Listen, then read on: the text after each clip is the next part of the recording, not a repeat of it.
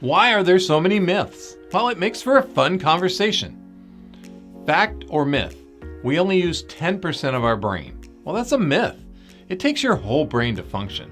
And I'm not sure who the person who started that myth hangs out with, but it's not me.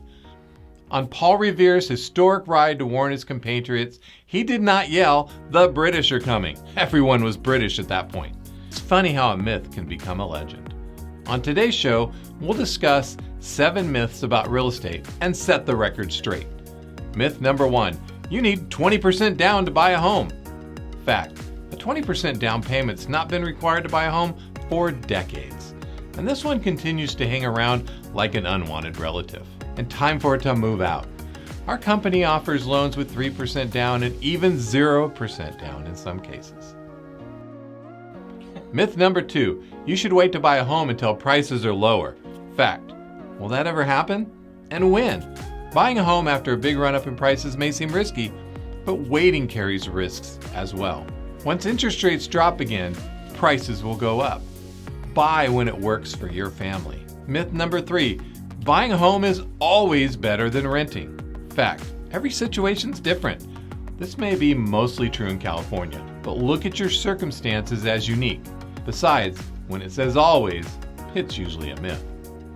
Myth number 4, you can't buy a home if you have student loans. The fact is, student loans are not a death sentence. They can hurt your ability to buy a home, but however, don't let it stop you. Talk it over with a loan officer who can help you formulate a plan. Myth number 5, you always must pay the seller's asking price.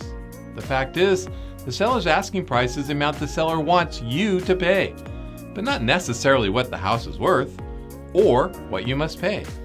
In a seller's market, you may need to pay the asking price or more.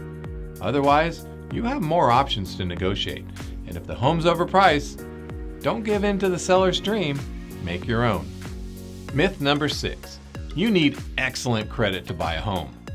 Fact, while it's true good credit scores will get you a better rate, they're not required. What does excellent mean anyway?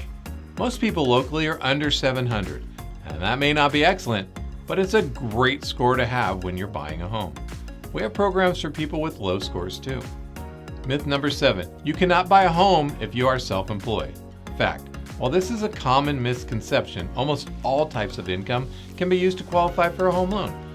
The myth originates from the fact that most self-employed people write off most of their income.